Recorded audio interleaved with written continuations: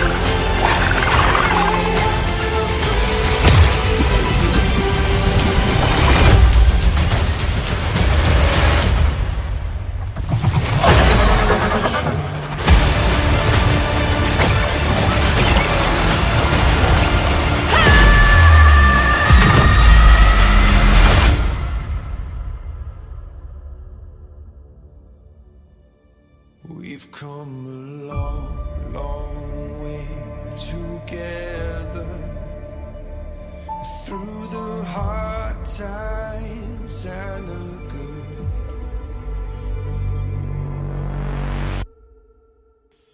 Ben, episode number 7, Illuvium, Game of the Year 2022.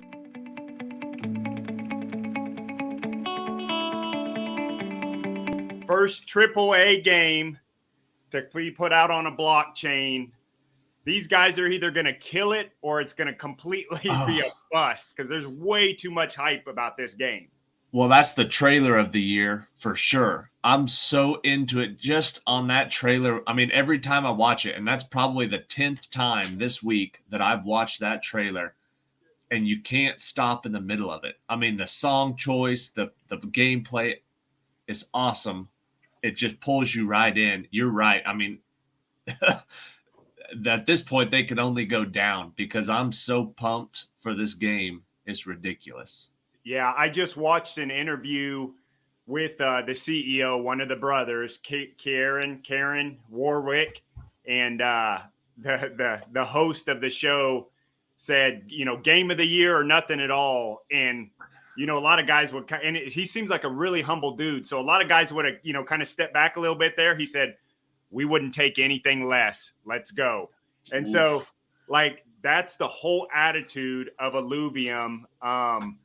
Just over the top, everything, top notch game, first AAA game on a blockchain. They're going all out. And it's almost, I felt this way. We've talked about this with Next Earth. Like, could we be this lucky that we found it as early as we did? Illuvium, we didn't discover it. Everybody knows about Illuvium, but they've had some hiccups. They've had some, you know, a little bit of delays, and there's such a huge opportunity for it coming out that I think it's kind of gotten buried a little bit under some of the other massive projects that are out there. And these guys are just cranking it out day in and day out with high quality AAA gaming and footage. I mean, it is for real. It looks like. Yeah. Every one of these projects separately is awesome to look at and is awesome. You know, that if they were coming out one at a time, they'd be great. This might be the greatest, or, you know, or definitely in the top 10, but it's like they're all coming out at the same time So it's hard to really pick the absolute winner when just across the board, there's so many projects with so many different whole backgrounds and teams and everything. This isn't the old days of video games where you were waiting for Microsoft or PlayStation to come out with a new game. There's so many different teams across the world, so many different countries involved. And like you said, is this the one that's going to end up, toppling Axie Infinitey? Is this going to be the game of the year?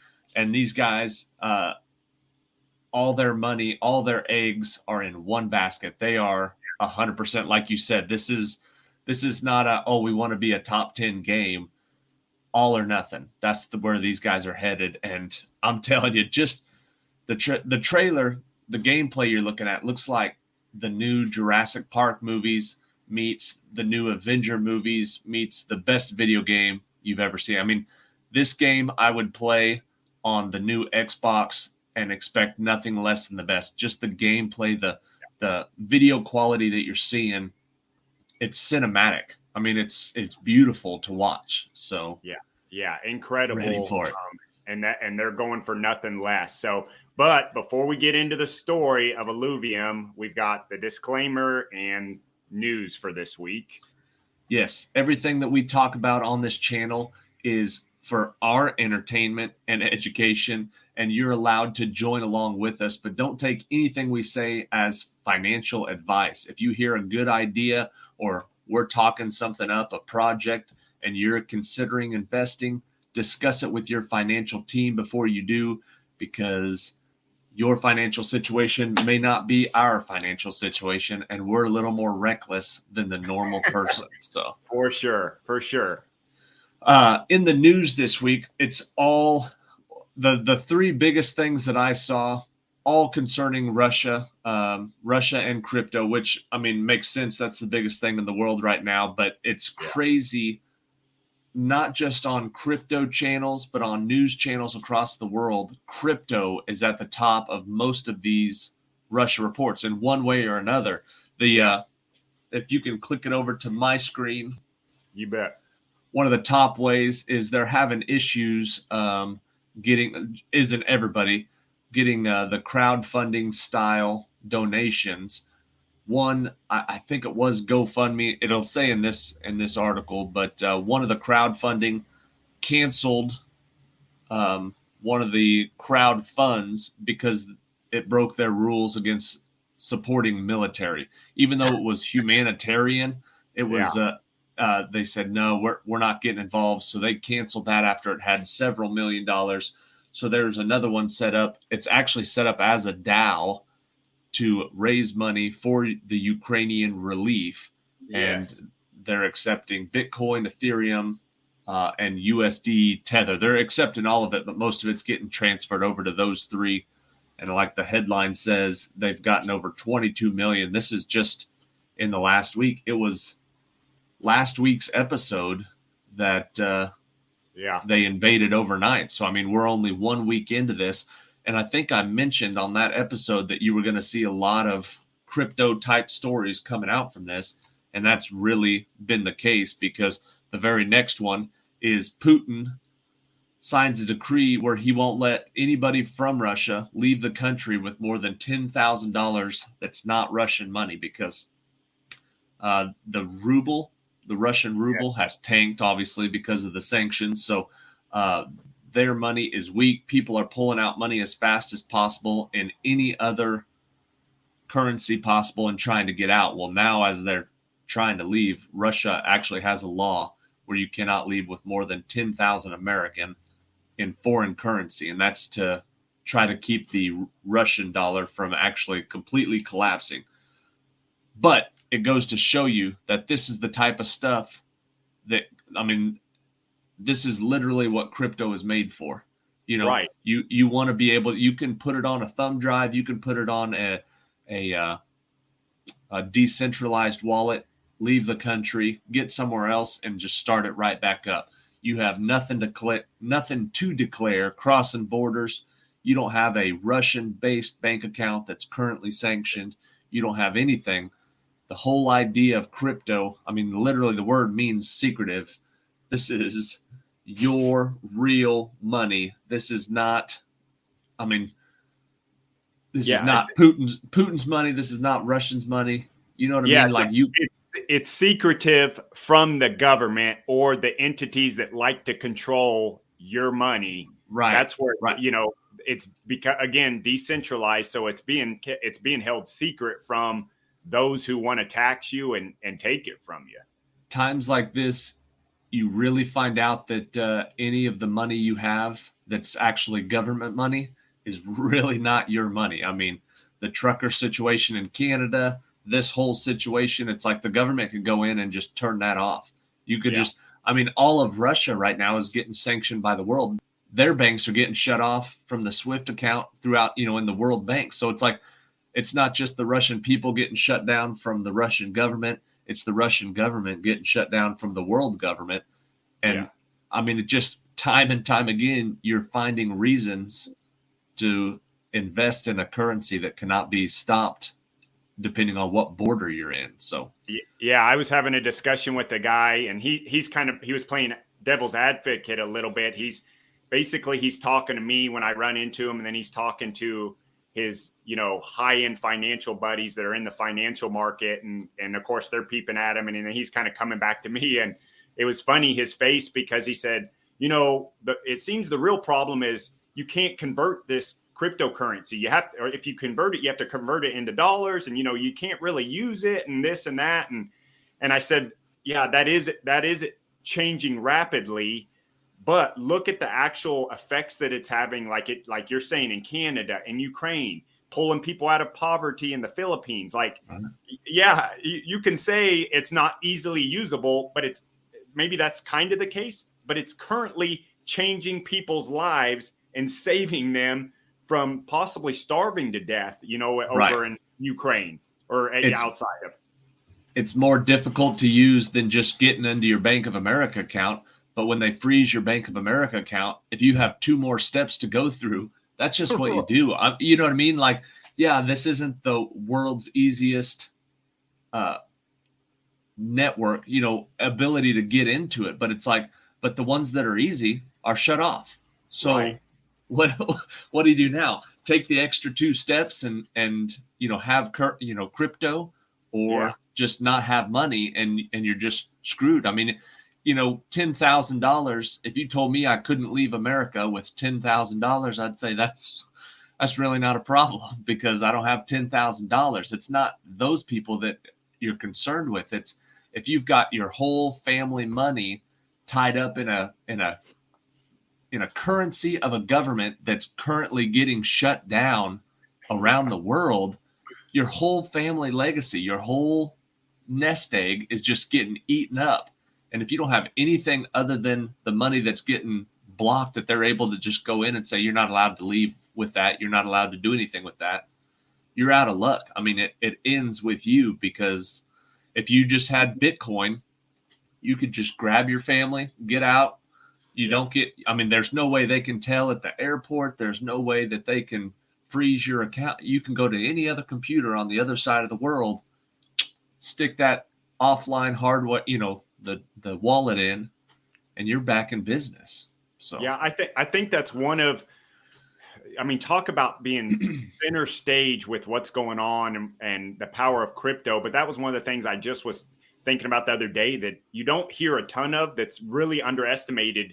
What other currency as is fluent as crypto is across the world? You could argue maybe the dollar, but it's, you know, and maybe that's the case, but it's in a lot of trouble. But even still, I don't even think the dollar is as fluent as cryptocurrency is around the world. Because like you said, again, it's decentralized, so you can access it from anywhere. Yeah. A personal story this week, we obviously get paid in American dollars, and then we have to convert it to British pounds before we pay our rent every month. And this month, because it was on the 1st and it was like time had to go, we went into the bank, and the bank that allows us to do it cheaply from American dollars to UK, that ATM didn't work. And there was no other option. It was like, rent is due right now. So we had to go to the one down the street. And it's like, people are like, oh, people in America, it's so expensive to convert your crypto, or you got gas fees, or, oh, Coinbase charges $4.99. This ATM across the street, it's funny because it says no ATM fees, and there are no ATM fees, but their conversion rate is just a little goofy. It's normally $1.34 right now, but theirs is $1.47, which at 20 or 30 bucks isn't a big deal.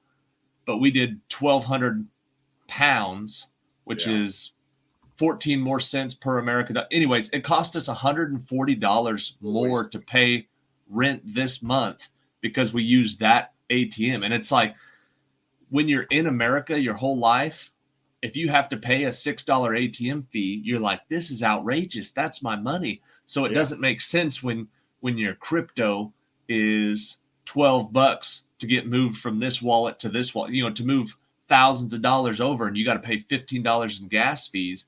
You're like, this is stupid. It's like, welcome to the real world.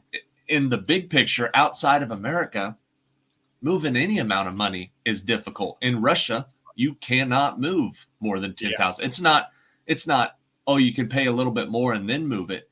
You can't move more than $10,000. And being outside of America and seeing that everywhere trying to get money from this currency to this currency. If we leave the island, if we go out of England, nobody takes a Great Britain pound. Then you got to convert it to a euro.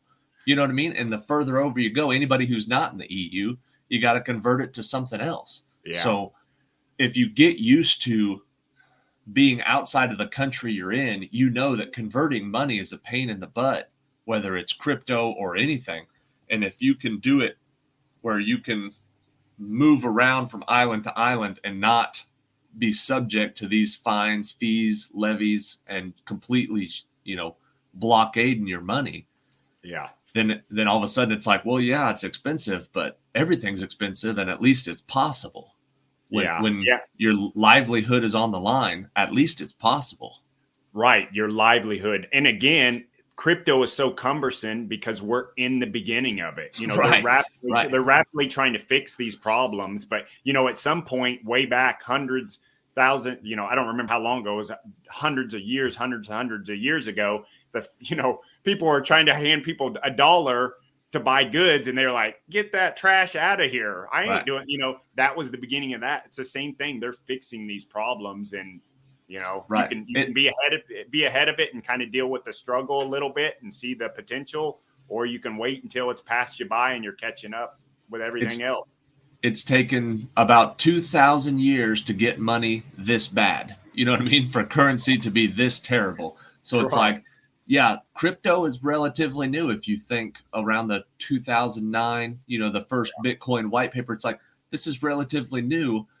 Give it a second. You know what I mean? We're 10 years into this, 15 years into this. And it's like, it took 2,000 years before it got to this point where they're still, the government's able to control what's in your wallet. And it's like, so they haven't gotten any better in 2,000 years. We've advanced light years in the last 15. So in the next 5, it's going to get better and better. I mean, there are actual private wallets, private exchanges. There are abilities to do what needs to be done around whichever country is trying to stop it. So, at people's deepest need at the worst time possibly in their life, and crypto is what's coming in to bail people out. Pretty amazing. Yes, which leads right into the third and final piece of news. Binance has told them, no, we're not going to. The world markets and the world banks are trying to get them to freeze Russian accounts of regular citizens and of people in the government and stuff like that. And they said, that is not how this works. They are 100% on board. You know what I mean? It's like every bank in America, when last year, the January 6th incident happened, they called Bank of America and said, hey, we want any information of anybody who rented a hotel around that area. And Bank of America couldn't get rid of it fast enough. They said, here's all our information on all of our customers. Here's what they spent. Here's who had a hotel. Here's who didn't belong there. They couldn't get it out of their hands fast enough and into the government hands. Binance was asked by several different world governments, hey, block these addresses. Hey, do this. Mikhail Fedorov or whatever, he says, yo, block them right now, freeze it up. And they said, you're missing the whole point. One, we're not in charge. And he actually says it. He said, you can't stop it, because even if we shut them down from the exchange, they just go down to smaller exchanges, or they just go to private accounts, or they just put it into their offline, wallets. He said, you can't stop it. And you don't want to stop everything, because most of these people are not warmongers. You know what I mean? If somebody sanctioned America, it's like, well, yeah, but I'm just trying to buy some food. I'm not starting a war over here. I didn't sign any papers. I didn't send anybody to war. So I just love to see it that Binance is like, one, we're not even going to help you. We're not even going to try. And two, even if we did, it would just be a failure, because then they would just go to a more further down the line, a smaller exchange, a more private deal, or they can go peer to peer. You're not going to stop it. And they know it. And at least they didn't even feign the effort to try and say, oh yeah, we'll freeze a couple accounts. That doesn't help anybody. And it just so refreshing to see a major corporation or a major company say, that's not how it works. We're not going to do that. Yeah. So it's the decentralization it is what all of this is founded in. It's what it's about, giving everything back to the actual owners of these, digital property.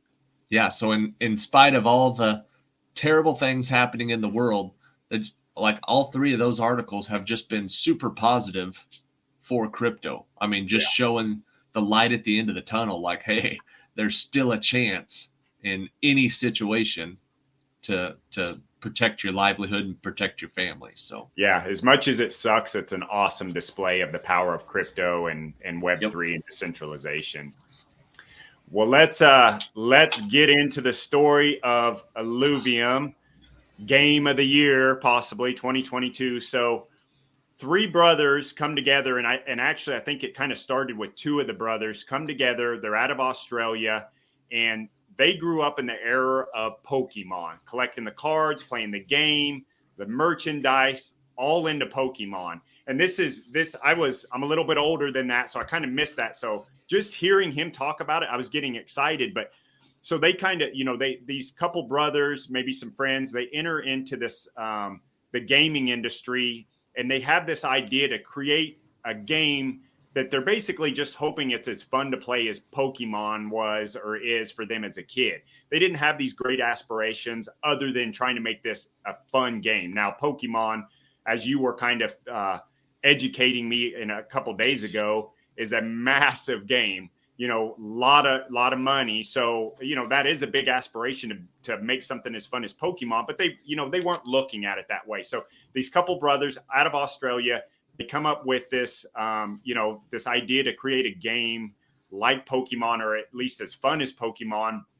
And at some point, this third brother actually joins them. And this family, just reading this, I don't know how many siblings there are, but there's at least 4 brothers, because 3 of them are involved in Illuvium. And then there's a 4th brother that actually created a DeFi program. Synthetic is the name of it. And DeFi is decentralized finance. And so anyways, these brothers they're in this realm. They get together, they come up with the idea of Illuvium. It basically gets presented in January of 2021. And at that point, some stuff gets out about it, what's happening. And they're a fairly small team at that point, and they're releasing some of this stuff as we go through 2021. I just watched a recent interview. They're up to 180 people now on their team. So massive organization now that's cranking on this game. And it's built on the Ethereum blockchain, which so many are, but it's sitting on top of a layer 2 and the name of that layer 2 is Immutable X. So layer 2 simplified basically just means it sits on top of a in this case, Ethereum blockchain. And they do that because it is faster to do it, and it's also a lot cheaper. And apparently with gameplay, this is a major hurdle. you have these gas fees that, you were just mentioning, Ben, that are going on with Ethereum. And if you're in a game, there's a lot of transactions going on in these games. And so you can't have these high cumbersome gas fees. It's got to be fast, and it's got to be cheap. So they start building it on this Immutable X blockchain, and that gives them a huge advantage. And so they're working down this road in 2021. The goal is to produce and have this game out and ready to play in March of this year, March 31st. They're not going to make that deadline. They've admitted that. They've had some setbacks. No big surprise. You're creating a game like this. I imagine it probably doesn't go flawless. Like, it's pretty impressive that they're this far ahead of a lot of the other competition. So Last year, Halo, the major release from Microsoft, was a year behind. They were supposed to come out November of 2020, and they came out officially as blaming it on Corona, but everybody came back and was like, by the time that hit, according to your own schedule, you should have been down to the final market. You know what I mean? They were way behind. They blamed it on the coronavirus, but it's like, even some companies like Microsoft, I mean, it was a year behind. Now, part of that is they wanted to release, maybe it took them 6 more months or 8 more months, but they wanted to release around the holiday. But games being late when you're building a AAA rated game, that's the norm. I mean, that makes me feel even better about it, because that makes it seem just like a real. Right. It's to be expected, it sounds like. And they've rolled out little pieces here. They're rolling out some of the beta testing. They're doing multiple levels of beta testing. So they realize, hey, thanks for being patient with us, even though technically they haven't even missed the mark. They just know they're gonna. So they've been rolling this stuff out. And part of what's going on is this game is also, they've structured a DAO for this game, Decentralized Autonomous Organization, that is going to oversee the game once it's actually out and active and produced. So again, as we've talked about, you're going to have the players and the owners that own, maybe land and some of these NFTs and stuff. Maybe they're players, maybe they're not. They're going to be the ones in control of this game and how it's run and where it's going. And they've already hinted that this is going to be a series. Like Illuvium is a series game. So this DAO is going to have a lot to say on the future of this. And how do you become part of this DAO? You buy some of their tokens, you get involved with the game, and you can have a say-so on the future of Illuvium. But so, side note, the name of this DAO is Illuminati Council, which is a pretty catchy name. I gotta great. Say. Yeah. So all, to kind of bring that together on the story, everything they seem to be doing is very transparent, top notch. Like, they're putting it all out there. They're not trying to keep things hidden like I guess a lot of games do. They're basically rolling this stuff out and keeping people notified of what's going on. And part of the problem with that is in January of this year, just, roughly a little more than a month ago, they were hacked. The actual token was hacked, and there was some damage caused, some theft. And any theft is bad, but it wasn't near as bad as it could. And one of the things that came out of this is Kieran, the CEO, one of the brothers, is donating some of his own private tokens. Is it SLIV or ILV? ILV. So he's donating some of his personal tokens to compensate for these losses and this hit that this hack or these 2 hacks caused. So the way that people saw that are paying attention to this, they thought that just bolstered their confidence in this build and this team, that, the actual CEO would put some of his own money where his mouth is to help compensate for this hack. So basically it was kind of a hurdle. They're going through a third-party audit that's being done by, I guess one of the top-notch auditors as far as smart contracts and games go. So they're very optimistic about that. And it appears at this point just to be a blimp on the radar. So they're full steam ahead. The new debut date is May of this year. So the end of May is what they're pushing for to roll this game out. But they're already rolling out some of the beta testing.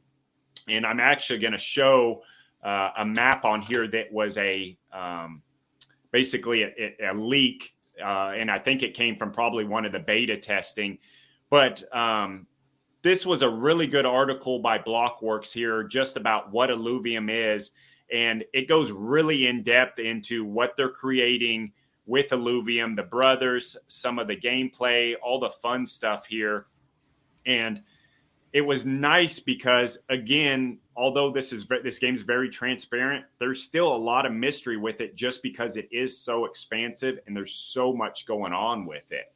So Eluvadex, this is where some of the land's going to be sold, or all the land is going to sell. And I guess let's just jump right into that. One of the complications, or one of the things that, as I was doing my research, that was a little hard to follow, is they have what's being rolled out called Illuvium Zero, which I guess is the mobile version of this game. But that's also, when you purchase land, you're purchasing it within this Illuvium Zero. So it's almost like two games side by side. You have the mobile Illuvium Zero, and then you have the regular game Illuvium. They're interconnected, but they're not exactly the same. And I'm not going to try and explain too much of it. It was, as far for somebody that's not played a lot of games, it was really kind of hard to understand. But apparently it's not that uncommon to do this. But as the lands are starting to roll out, which are happening here in March this year, they're predicting the next couple weeks. Basically, V2 has to be completed, which is about there. And then they're going to roll out this land, which you can buy on Eluvadex here. And the land is going to be available for sale. So, again, our timing seems to be impeccable with this one, Ben. There's an opportunity to actually learn right now and figure out what the land is going to go for, or an idea of. And we're going to talk about some of that. Here's a map. I was telling you about a leak of the land.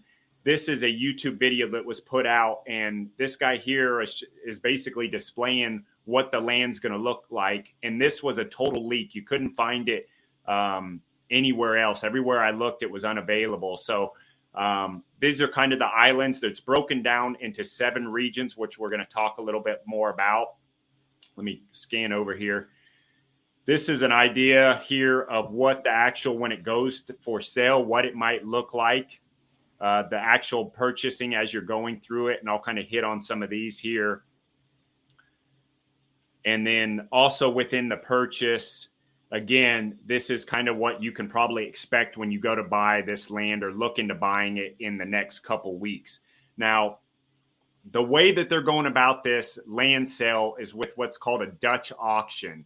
And the whole idea with the Dutch auction is so that buyers or players don't FOMO in and drive the price crazy and cause what's called gas wars. That's what they're trying to avoid. So the way a Dutch auction works is they're basically going to price the price of these lands high, and then they're going to slowly decrease over a 2-hour period.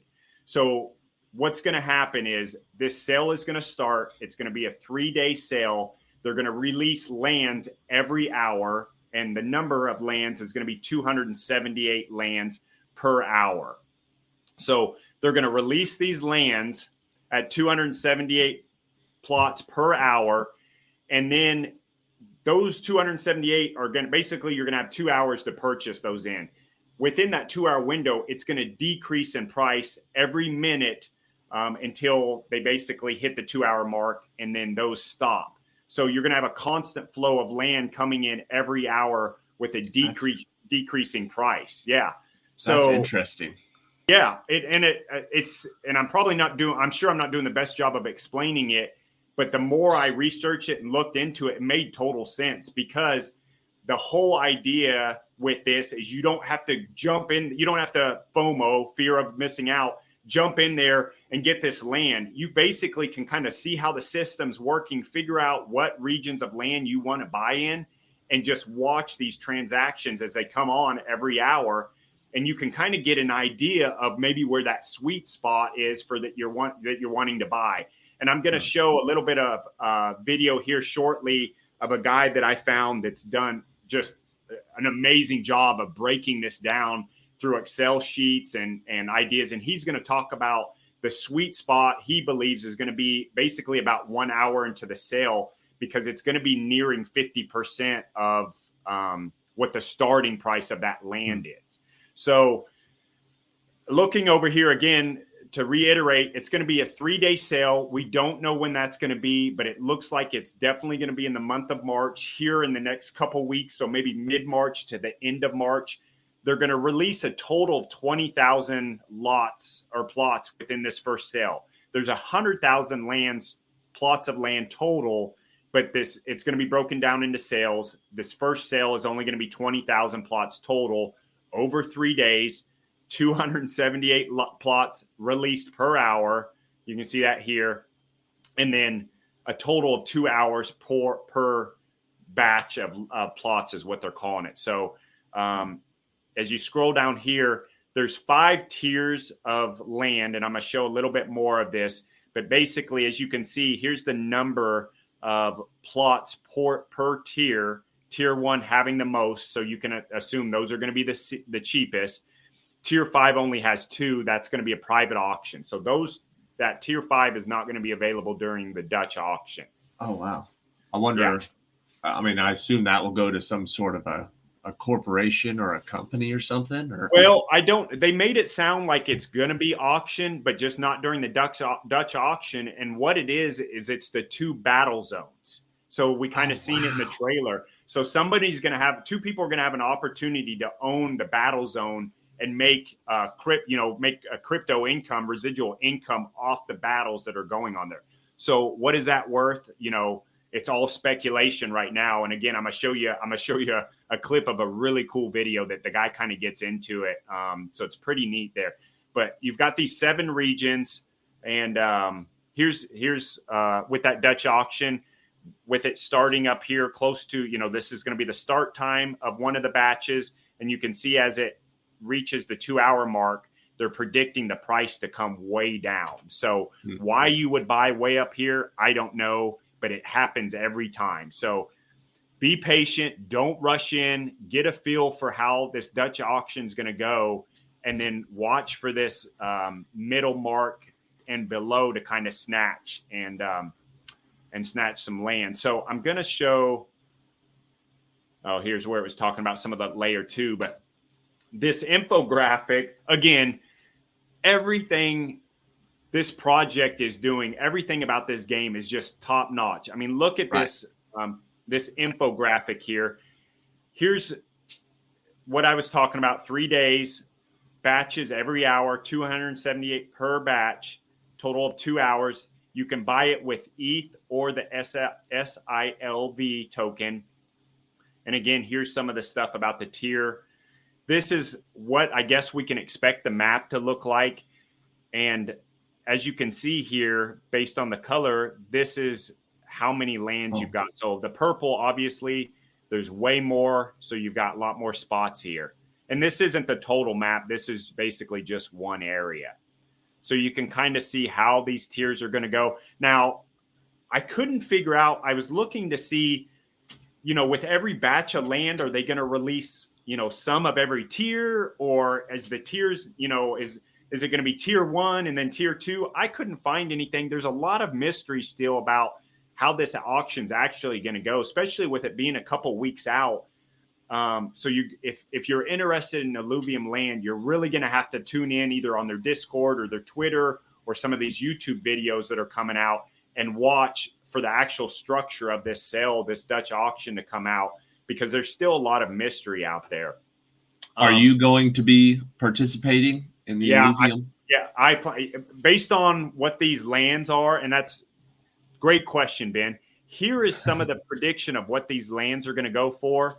Now, there was an interview done with Kieran here just recently that he talked about that there's a good chance these prices are going to get raised to start, because at these prices, you're going to have FOMO.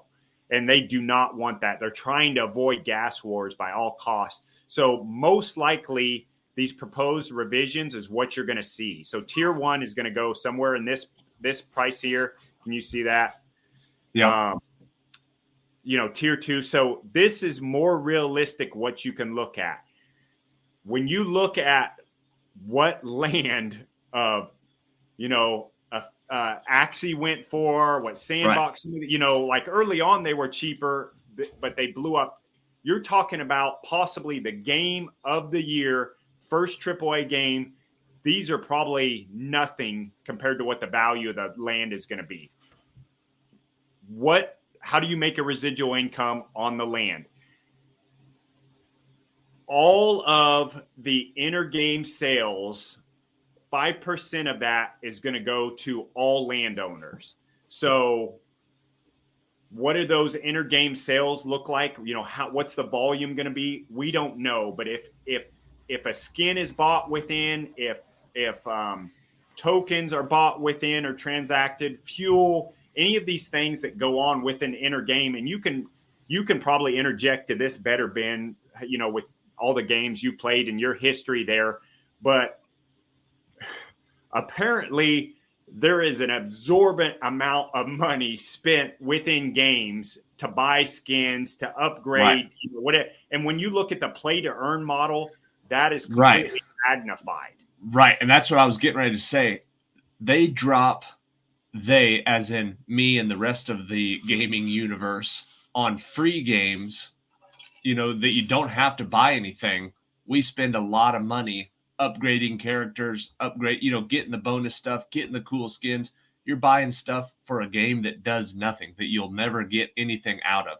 When you have the opportunity to, pay a couple of ETH or pay, a handful of coin to upgrade your player to maybe win more money, that changes everything. Now it's like, now you can sort of justify it, whether right or wrong. You can justify spending a little bit more money in this video game because down the line it's going to pay. So when I think about PUBG and Call of Duty and all these mobile games where you're allowed to buy the mystery box or upgrade your gun or do a little bit of this for a free game that gives nothing back, that in 6 months you don't even play anymore and it has nothing to do with. It's insane when you think about the play to earn style game that, well, yeah, why wouldn't you? Because the better you get your guy, the more power he has, the better stuff he has. When you're done playing, hypothetically, if you're done playing this game, you'll be able to sell it. And they talk about some of these first generation alluvials being like basically first generation Pokemon cards, which if you know anything about the collector world right now, are hot. I mean, they're hot. Like one of those little YouTubers, Jake Paul, I think, just bought some first generation Pokemon, some Charizards or something, and spent $3 million on them because that first generation, that's when it all started. This is what's happening. This is first generation stuff. People will be spending money, will be buying these, will be doing what they can to gather, acquire, and improve. Right. And like you said, the secondary market, then from there, it's like what you can get them for and what you'll put into them in the first 6 months of the game might seem expensive at the time, but in 2 years, you'll be praying for those prices. Yeah. When we're looking at these, Ben, especially like a game or a metaverse like this that has so much hype and so behind it, I'm constantly having to draw myself back and like, I'm too excited, pull myself back, look at this from a rational angle. But the income potential, the residual income, I don't know, but what is it? Fortnite that brings in hundreds of millions of dollars a year in inter-game sales. This game is being pitched every bit of what that's supposed to be. Now, Fortnite, I believe, is a free game. Yes.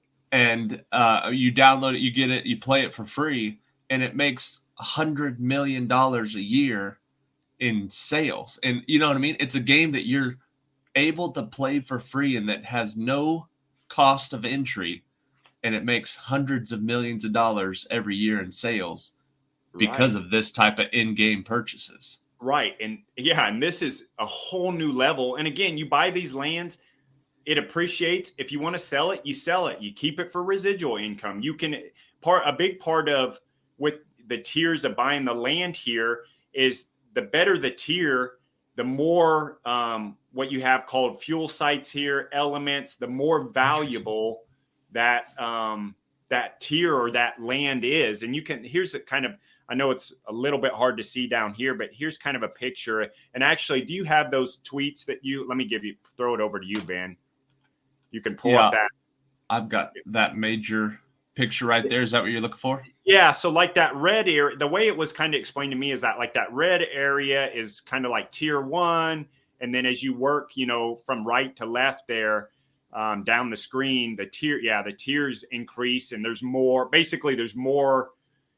buildings on it. There's more, fuel centers, right. Whatever's going to be part of the game, that's included on your plots of land. And again, there's still a lot of mystery what's going to be involved with purchasing this land, what those revenues can look like, so on and so forth. So we don't know. So is there some risk involved with this? Yeah, there's some risk. That's where you got to kind of do your job to evaluate it as a player, a possible owner. We're bringing you the content. We're doing our own evaluation. I can tell you right now, this game has got my full attention as far as an income potential, especially with what looks like, again, these are the proposed starting prices. Like these are the prices they're saying, don't go in and buy at this. Wait for them to come down 30, 50% here. That's a little too good to pass up as far as I'm concerned. Here's the regions over here, the land regions, the 7 regions here. Again, when we've looked at some of the other metaverses and some of the maps, some of the areas based on location are more valuable than others. I don't have a lot of information on that because there's not been a lot that's been released. But I would venture to say the closer you can get to one of the 2 battle zones, one of the 2 arenas, probably the more valuable the land is going to be, I would guess. Yeah. But do you have a list of those? Are you looking at something? Because we're still on my screen. Oh, thank you. No, that's all right. All right, perfect. Yeah, these here. Here's your 7 regions. And again, I fully expect that they're going to release some more information about these and as we get closer to the sale, but we're within weeks is what we're hearing. So it's probably coming down the pipe rapidly quick. So let me jump over. So by all means, follow this guy here if you like this content.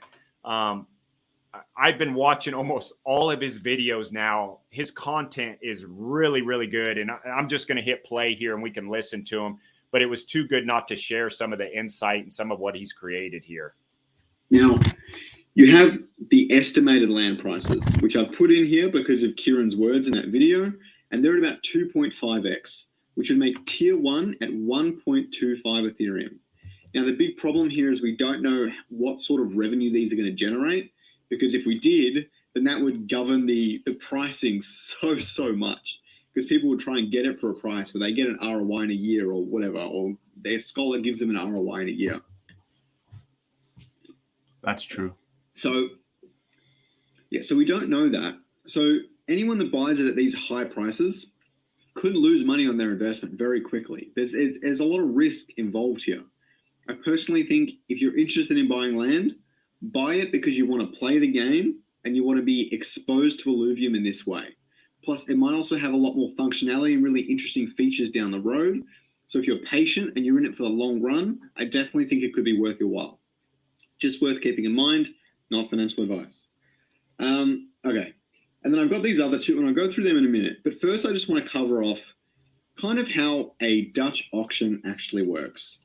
Now, I'm going to zoom in on tier 1 here for the sake of this. But in the case of the Illuvium Dutch auction, it's a steep curve going down over time. So let me point out 2 major brackets here.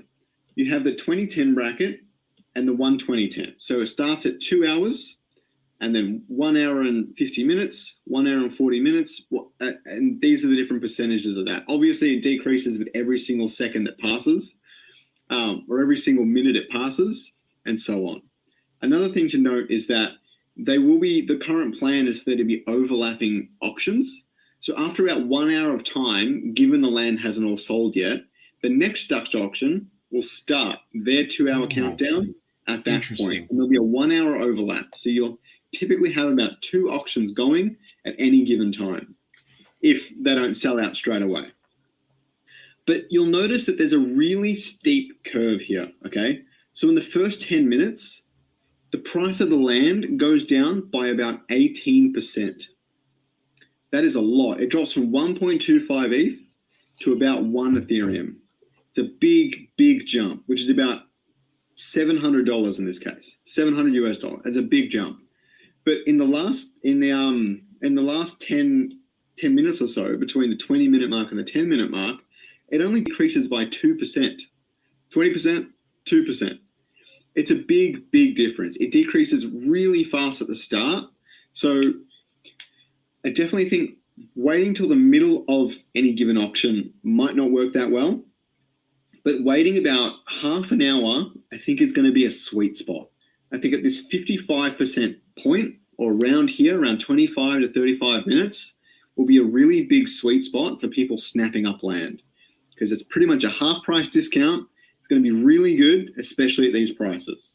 You'll end up with 0.68 Ethereum. Everyone was happy with 0.5. I think 0.68 would be quite good. For tier 2 at this point, it would cost about 2.04. For a tier 3, it would cost about 6.8. And a tier 4 would cost about 27 Ethereum. Okay, about $88,000. So I think that would be a sweet spot for a lot of this land. So if you're looking at getting it at the best possible price, wait till around the middle of the auction and then wait for this period on a given plot. Because the other side of Dutch auctions that I've been hearing a lot about is the FOMO side of things. So there's a lot of discussion about at the very start of the auction, people are going to be like, oh, they're going to sell that quickly. And they're going to slam in and grab as many as they can. Then the demand is going to die off. And around the middle of the auction, the entire auction goes for about 2 days, by the way, 48 hours. But at the middle of the auction, they're going to kind of wait it out and try and get the best prices. Then towards the end, when things are running out, they're like, I really wanted to get one. They're going to FOMO back in, fear of missing out. And they're going to grab up those really high prices again. So what? So, I mean, just a really good explanation. And I watched a bunch of this guy's videos. He's done a ton on Illuvium, and he's created these spreadsheets. And he'll tell you over and over again, hey, you know, this is, you know, these aren't, I can't tell you these are completely factual, but he's very detailed about these spreadsheets and the calculations, as you can see there. So, I think the guy's on to something. I know I definitely, based on that scale he just showed, and I think I said halfway through, 30 minutes in, like he was just saying, it gets around that 55%. I mean, that sounds like that could be a sweet spot. But he does go on to say he recommends, he goes on and says, hey, if I were you, I'd just wait about 12 hours for that. You know, the sale starts, wait roughly 12 hours, or at least, you know, several hours, but he says 12. Then go in and watch several transactions over a couple hours and just kind of see where's, you know, does it get to 30 minutes and then people just snap it up, or does it where they're selling out at? Yeah. Right. And you could because if the auction before it makes it down to the last 10, 12%, then it's like, well, don't snatch up when you start watching the next one. Don't buy it at 55%. If it's going less than that, hang on. And that's why I'm just starting to grasp during this video the value of a Dutch auction, because it gives you the ability to get in there. And if you're like, I just want one, I don't care what the price is, you can get in. But it actually incentivizes not doing that, because if you wait a little bit, you know, and it's like, that's the exact opposite of every other type of, you know, land rush that you have where it's like, I'm just going to buy it, you know, and then you buy it and it's like, and then the price bottoms out or some, you know, it can corrupt the whole system. But this is like, you can sit and wait. Okay, they're going for about this price. So then the next time you're like, can I wait 10 more minutes and it drop again? And and then they're all sold out. It's like, okay, well, the next one, I'm going to go ahead and buy it at the next notch up or try to wait again. Just a very cool idea for a way to sell anything, but especially metaverse land. That's awesome. Right. Yeah. And I mean, you know, we started this channel and I really got involved with metaverses Sandbox had already had some of their sales, Decentraland or whatever. This one just here again, possibly the game of the year, first AAA game on the blockchain, and a really reasonable opportunity time-wise and financially to buy some of this land.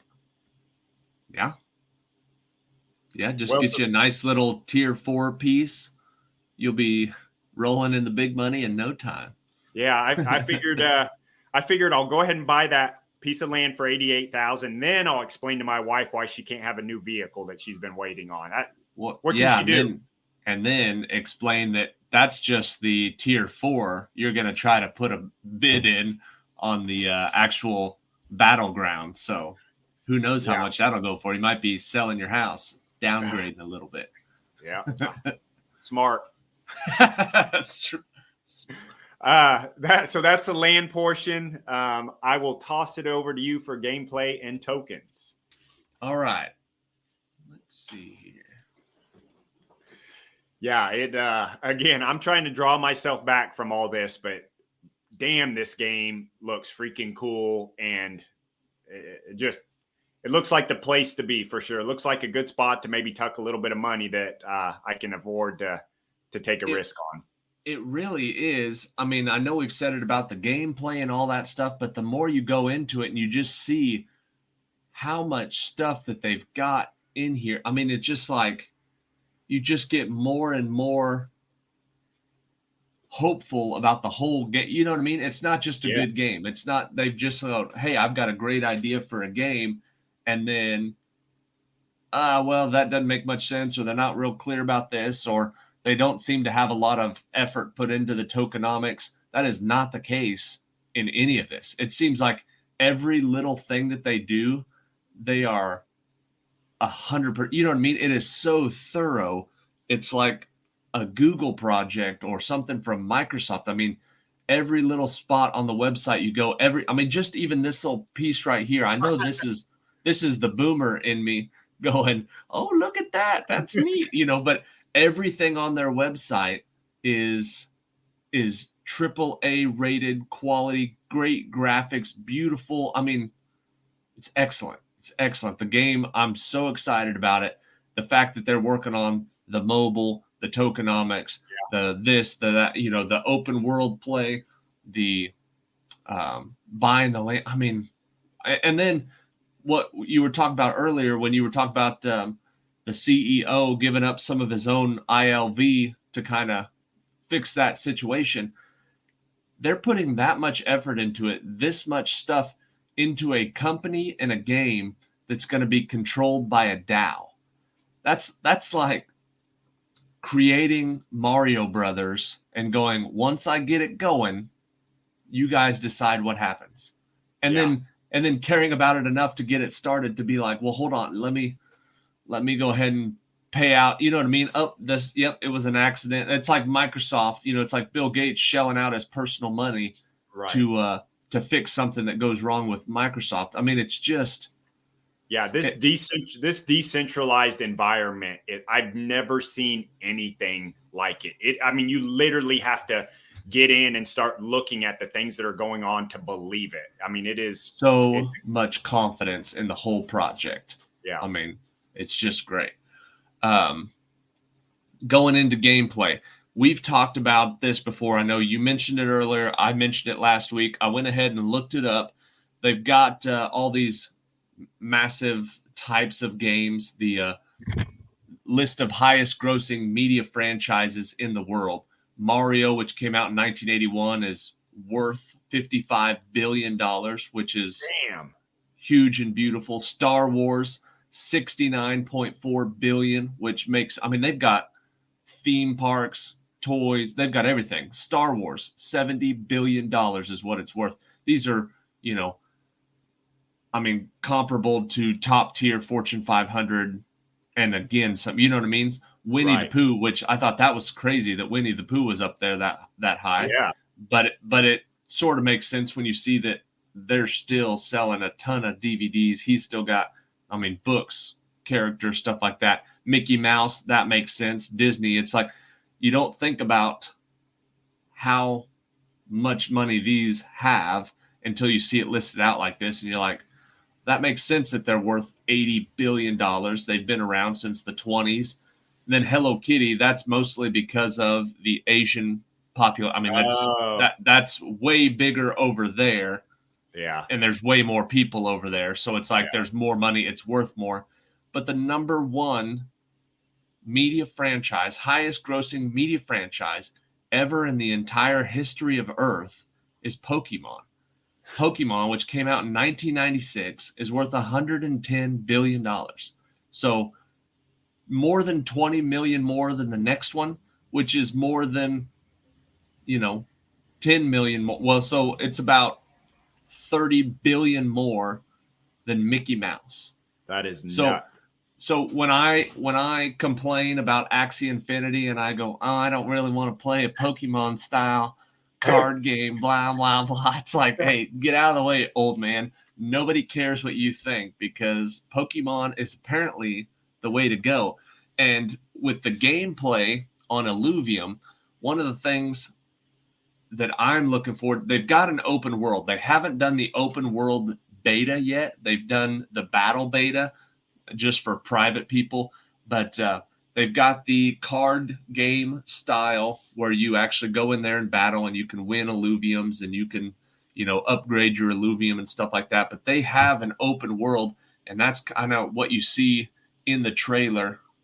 I'm gonna mute this, just have it going in the background, but you can see it in the trailer, some of the open world, when you think about like the campaigns of major video games like a Halo or something, where you actually are out there, you can go out and find them.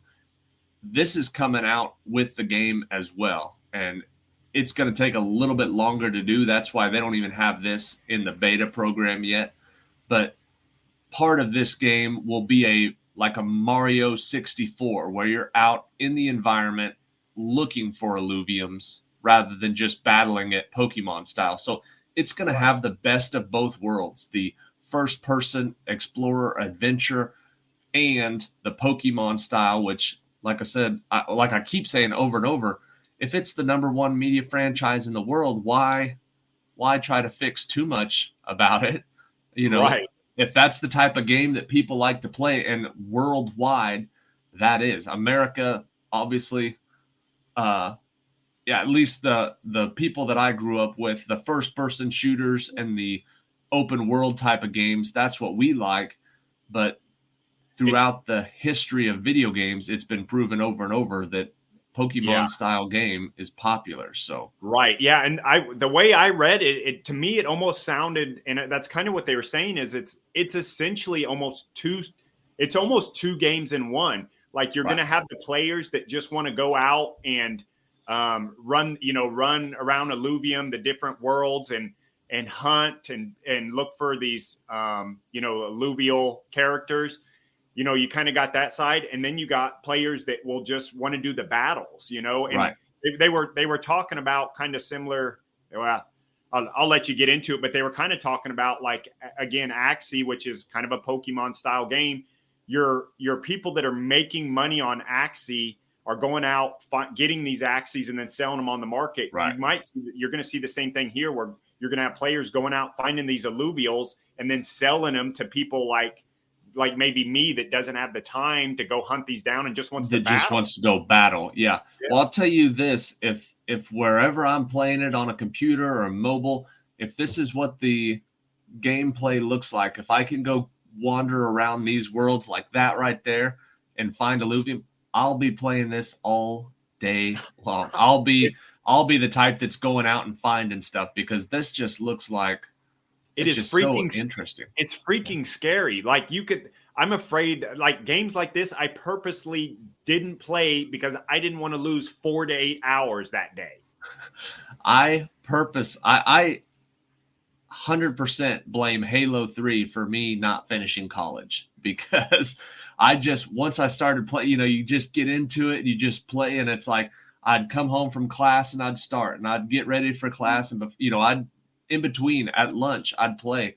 And it's like, I know exactly what you're talking about. Right before I opened the arcade, that was when I was like, all right, I either got to stop playing video games or I got to find a way to make money with it.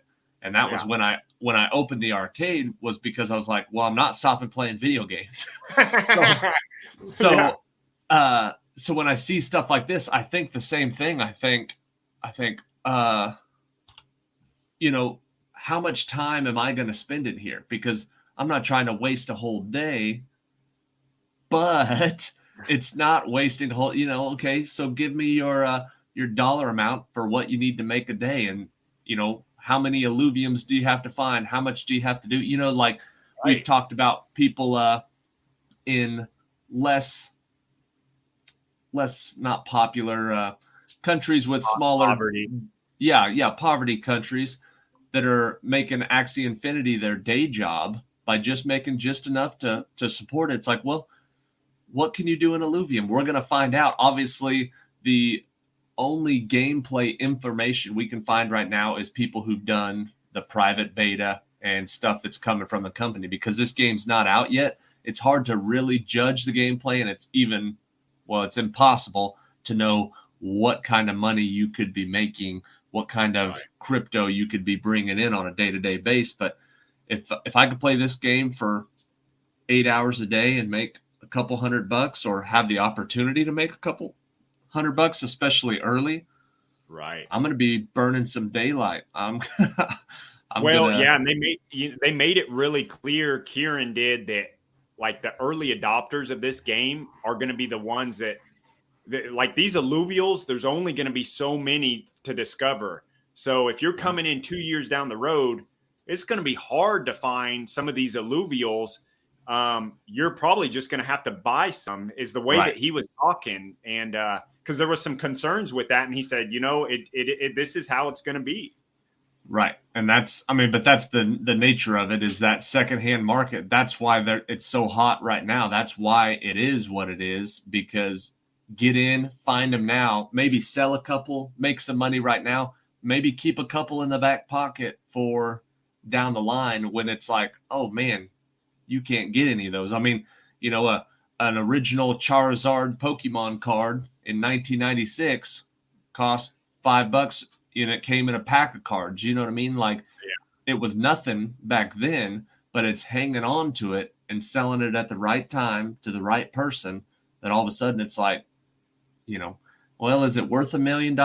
Well, to somebody it was. And if you hang on to it, it's worth it to you because you can sell it to that somebody. So some of these alluvials, I mean, look at that. And they're NFTs. So if you can keep one of those in your wallet and have that in your art, or be able to show that off to other people, every one of those, they said, was designed by a team of graphic artists, and not people who are trying to get code to computer, but like people who are real. I mean, that's art. That's art. I've seen some pretty blocky, cruddy, lame NFTs that are in the, oh, hey, look at this. Look what I got. This right here, this is what I want in my wallet, especially if it's a passive, you know, crypto generating.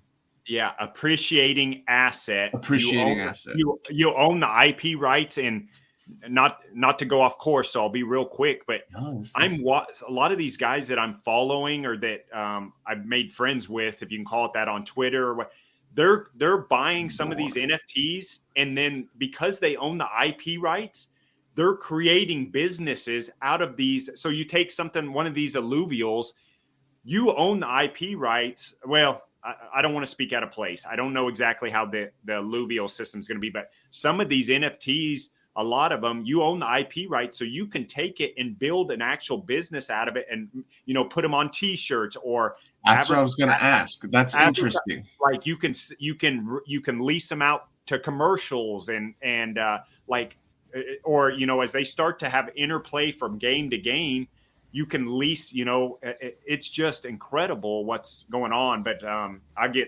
get sidetracked for hours if we start going down that road. But yeah, just impressive. You're right, because that's a concept that so few people have a grasp of is being able to build out a character in a game like this and that really be your character. That's not your character in the game. That's your character. You can do with it what you want. You own it. And especially in a decentralized DAO ran video game, this isn't Facebook Horizons. This is, you know what I mean? You haven't built something in there for them that you can play in their game. This is a you property. You own it. We've talked about this before, but you know, this is a game. We keep calling it game and games. That really is not the right word for it anymore. Like when you say game, you think of as a kid or, you know, what you've been playing. These are way beyond games. Right. Yeah, you're 100% right, because especially, well, is it a game if you can buy the battlegrounds that, I mean, you're talking about buying basically the tennis court that they play the Wimbledon tournament on. Right. And then you own that tournament. And then when people come to watch, when people come to play, I mean, like, that's like giving you the opportunity to buy a stadium that they're going to play the Super Bowl at and then be able to profit from the games that are played there. Yes. And that is such a foreign concept to me, I'm sure to other people, but it's just, and like you said, it's weird that we're getting into this, that Illuvium came now. Good thing we didn't do it in 3 weeks when all of this stuff was done. You know what I mean? It's just, what a time to be alive. All this stuff is happening right now. I mean, we can't get these episodes out fast enough. This stuff is happening. The stuff that has happened in Next Earth from episode 2 or 3, whatever that was, to right now, it's like we could do another Next Earth episode that would be an hour long tomorrow and have all new information.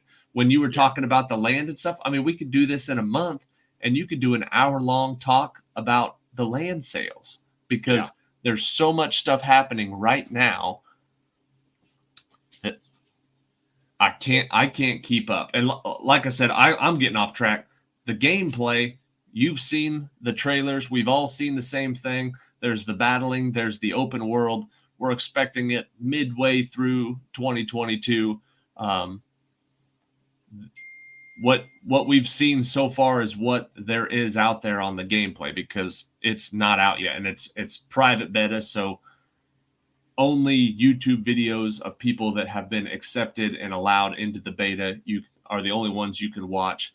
So right now we're sitting and waiting to experience the game. If you want to get involved before the land sales, one of the ways to do it is the token.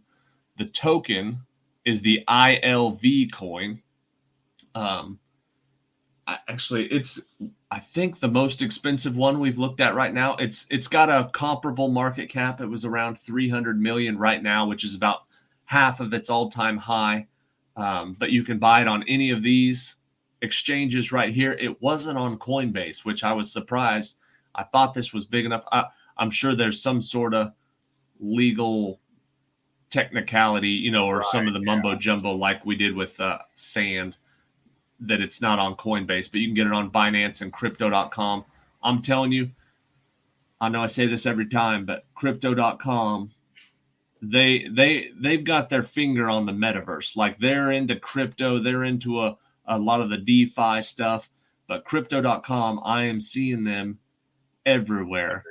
Yeah. And their coin, I think, is at about 40 cents right now.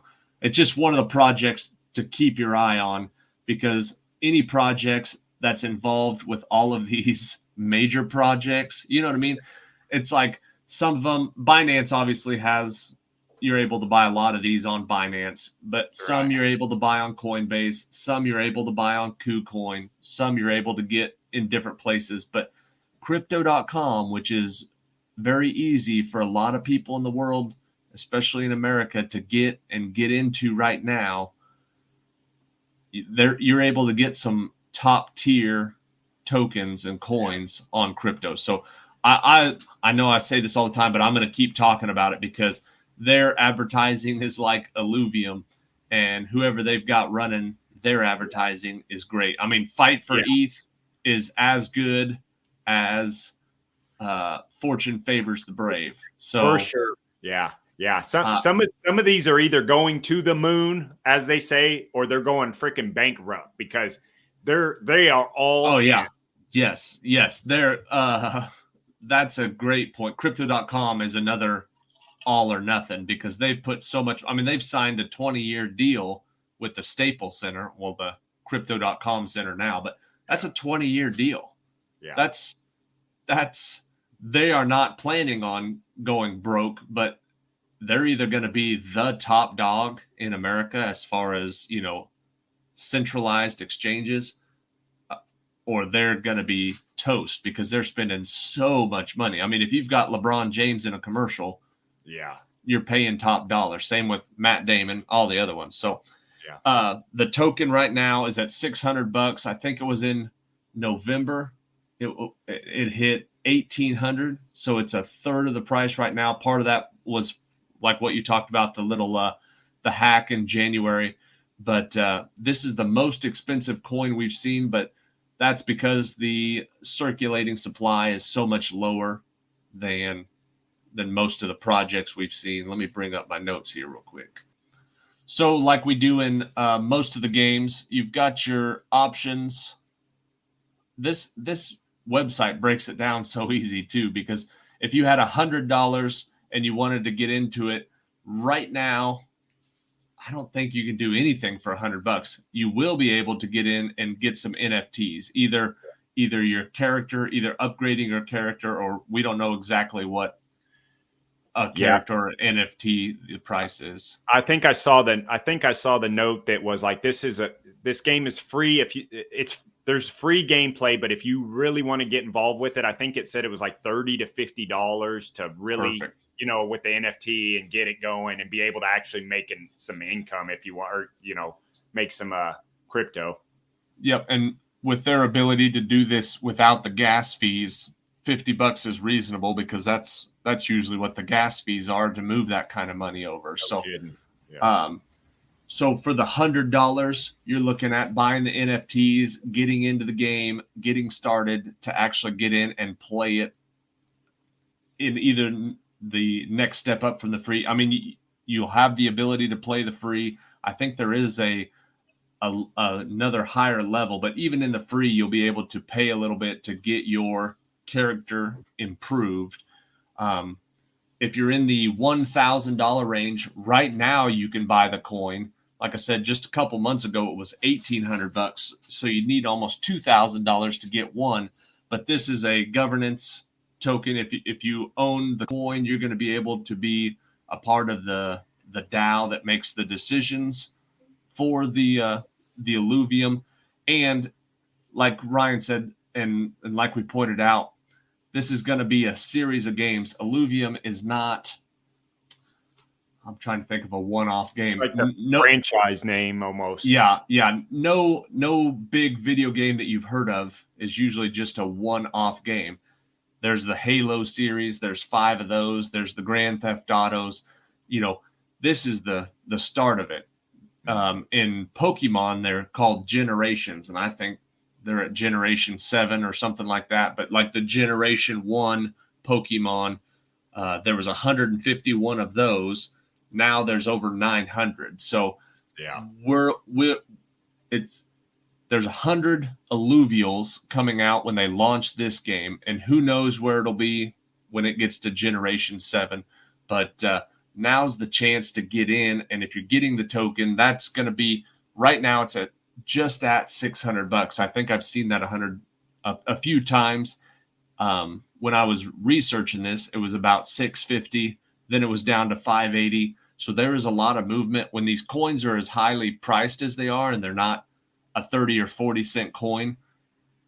They got big swings, but the percentage isn't too bad. But like I said, the all-time high for it was $1,800, and that was just a few months ago. So before the game comes out, it's been at $1,800, and right now, even closer to the game release, it's $600. So if you're looking at putting some money in there, you can get about 1.5 ILV coins, and you can get it on one of these exchanges And if you're looking towards spending 10,000 and up, it looks like this is going to be a great opportunity to buy some land. Yeah. On the website, it says coming soon, but you saw the stuff that Ryan had. Obviously, we went over all of that.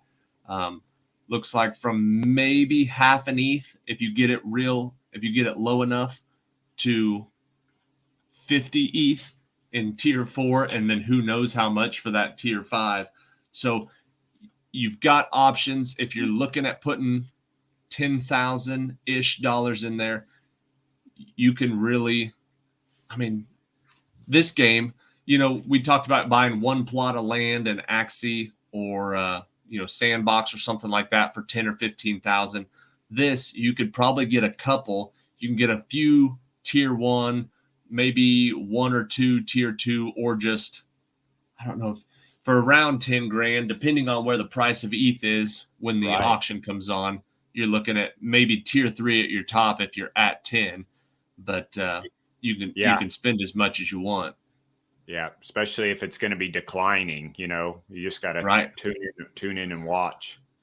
Right, and I have no immediate plans to get in on the land for an investment. I'm more of a coin guy, and I will be getting some of those. But I think I'm going to go sit on those auctions. And, if, like you said, if at 12 hours into the auction, if it starts making it all the way down to the 10th of an ETH or, a quarter of an ETH, I might just buy something just to have a piece of it. You know what I mean? Like, right. Yeah. I just think that's so exciting. To me, I like the coins. To me, the coins are as cool as the NFTs. I like having a wallet that is full of metaverse coins, which is what I have right now. And so I will have ILV, but like Next Earth, it's pretty cool to own land somewhere. And if I can get a piece of land in Illuvium, I mean, that's like owning a piece of the Mario world. I don't know how you put a price on that. For me, it's not a matter of am I interested in buying it. It's will it get low enough to where my MetaMask can afford it. Right. And, I'm trying not to. What I used to do in the past was, move this around or sell a couple of these and then buy some of this. And I always did it at the wrong time and always ended up getting bust. So I'm hanging on to everything that's in my wallet. I'm just putting more money in every payday. And so it just kind of depends. Like I said, I'm really interested in how these auctions are going to go. So I'm going to sit in and watch them. Yeah. And if it goes low enough, I'm going to try to bite me off a piece. So, and this is the best part. I mean, you have the ability to pick what level, you pick your own level of involvement. Do you want to just own a coin and that be good? Do you want to get in and play the game? Do you want to have some land?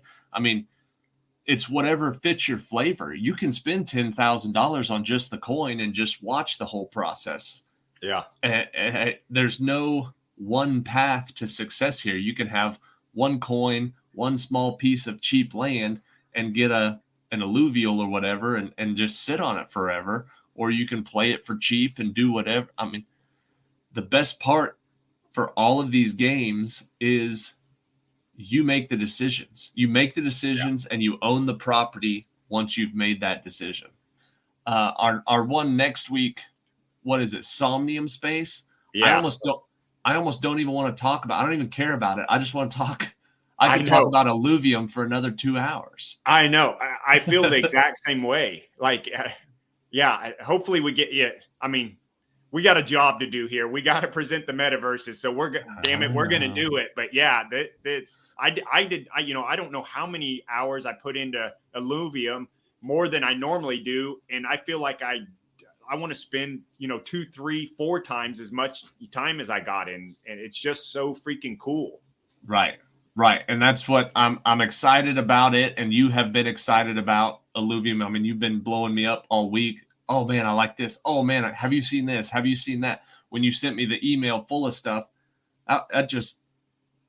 it kept me busy all day. You know what I mean? And it's like, so I understand that we're trying to do an episode on, but I'm already ready for the 1 month later recap of Right. Illuvium, where we talk about the land sales, where we talk about, oh, we're closer to the game. Oh, the price of the coin is doubled. So Yeah, it's coming. It's coming. We are quickly approaching an hour and a half, so let's wrap it up before we get to that. So the wrap, AAA game, possible game of the year. Do your own research. Land is probably going for sale this month in March. Again, timing could not be more perfect with this game. Rolling out mid-year. Get in and check it out yourself. Somnium Space, episode number 8 for MetaMentors next week. Here's the video here leading into it.